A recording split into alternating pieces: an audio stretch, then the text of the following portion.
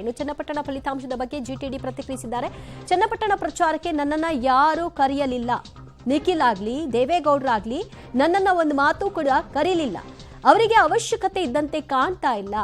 ನನ್ನ ಅವಶ್ಯಕತೆ ಜೆಡಿಎಸ್ಗಿದ್ದ ಹಾಗೆ ಕಾಣಿಸ್ತಿಲ್ಲ. ನನಗೆ ರಾಜಕೀಯದಿಂದ ನಿವೃತ್ತಿ ಕೊಡಿಸಲು ತಯಾರಿದ್ದಾರೆ ಅಂತ ಹೇಳ್ತಾರೆ ಜಿಟಿಡಿ. ಅವರಿಗೆ ನಾನು ಬೇಡ, ನನ್ನ ಮಗ ಸಾಕು ಅಂತ ಜಿಟಿಡಿ ತಮ್ಮ ಅಭಿಪ್ರಾಯವನ್ನ ಇಲ್ಲಿ ವ್ಯಕ್ತಪಡಿಸಿದ್ದಾರೆ. ಆಡಳಿತ ಪಕ್ಷ ಉಪಚುನಾವಣೆಗಳಲ್ಲಿ ಗೆದ್ಕೊಂಡೇ ಬಂದಿದ್ದಾರೆ. ಹಂಗೆ ಈ ಸಾರಿನೂ ಗೆದ್ದಿದ್ದಾರೆ. ಈಗ ಚನ್ನಪಟ್ಟಣದ ವಿಚಾರದಲ್ಲಿ ಕ್ಷೇತ್ರ ಉಳಿಸ್ಕೊಳ್ಳೋಕ್ಕಾಗಿಲ್ಲ. ಚನ್ನಪಟ್ಟಣ ಕ್ಷೇತ್ರಕ್ಕೆ ನಾನು ಹೋಗಿಲ್ಲ. ಆದರೂ ಕೂಡ ನಮ್ಮ ಮಗ ಹರೀಶ್ ಗೌಡ,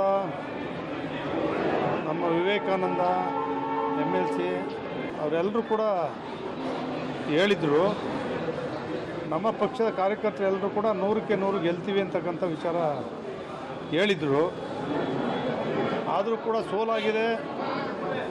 ಸೋಲು ಗೆಲುವು ಯಾವತ್ತೂ ಕೂಡ ಪ್ರಜಾಪ್ರಭುತ್ವ ಅಷ್ಟೇ, ಸೋಲು ಗೆಲುವು ಯಾವತ್ತೂ ಕೂಡ ಇದ್ದೇ ಇರುತ್ತೆ.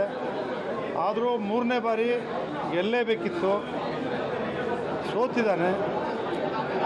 ಅದು ಕೂಡ ಪ್ರಜಾಪ್ರಭುತ್ವದಲ್ಲಿ ಈ ಥರ 3 ಬಾರಿ ಸೋತಿರೋರು ಭಾಳ ಜನ ಮತ್ತೆ ಗೆದ್ದು ಮಂತ್ರಿಗಳಾಗಿದ್ದಾರೆ, ನಾಯಕರಾಗಿದ್ದಾರೆ. ಈಗ ಅದರಿಂದ ಧೈರ್ಯವಾಗಿ ನಿಖಿಲ್ ಅವರು ಸೋಲು 3ನೇ ಸೋಲನ್ನು ಕೂಡ ಎದುರಿಸಬೇಕು, ಜನತಾದಳ ಪಕ್ಷವನ್ನು ಕಟ್ಟಬೇಕು.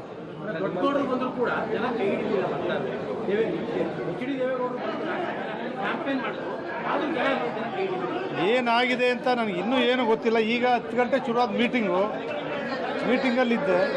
ಸ್ವಲ್ಪ ಸಮಾಲೋಚನೆ ಮಾಡಿ ಹೇಳ್ತೀನಿ ಏನು.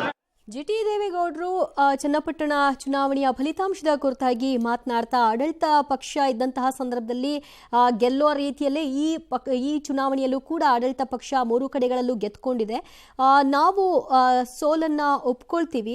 ಚನ್ನಪಟ್ಟಣಕ್ಕೆ ನಾನು ಹೋಗಿರಲಿಲ್ಲ, ನನ್ನ ಪುತ್ರ ಹಾಗೆ ಕಾರ್ಯಕರ್ತರೆಲ್ಲ ಹೋಗಿ ಅಲ್ಲಿ ಕ್ಯಾಂಪೇನ್ ಮಾಡಿದಂತಹ ಸಂದರ್ಭದಲ್ಲಿ ಅಲ್ಲಿ ಗೆಲ್ಲುವಂತಹ ವಿಶ್ವಾಸವನ್ನೇ ವ್ಯಕ್ತಪಡಿಸ್ತಾ ಇದ್ರು. ಗೆಲ್ಲೋ ಸಾಧ್ಯತೆಗಳೇ ಹೆಚ್ಚಿದೆ ಅಂತ ಹೇಳ್ತಾ ಇದ್ರು.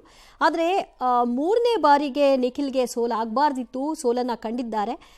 3ನೇ ಬಾರಿಗಾದ್ರೂ ಅವ್ರು ಗೆಲ್ತಾರೆ ಅಂತ ಅಂದ್ಕೊಂಡಿದ್ವಿ, ಬಟ್ ಆಗಲಿಲ್ಲ. ಆದರೆ ಈ 3ನೇ ಸೋಲನ್ನು ಅವರು ಎದುರಿಸಿ ಬರಬೇಕು, ಪಕ್ಷವನ್ನ ಕಟ್ಟುವಂತಹ ಕೆಲಸವನ್ನ ನಿಖಿಲ್ ಅವರು ಮಾಡಬೇಕು ಅನ್ನುವಂತಹ ಮಾತುಗಳನ್ನ ಆಡೋದ್ರ ಜೊತೆಗೆ ನನ್ನನ್ನು ಪಕ್ಷ ಕರೀಲಿಲ್ಲ, ಆ ಕಾರಣಕ್ಕೆ ನಾನು ಹೋಗಲಿಲ್ಲ.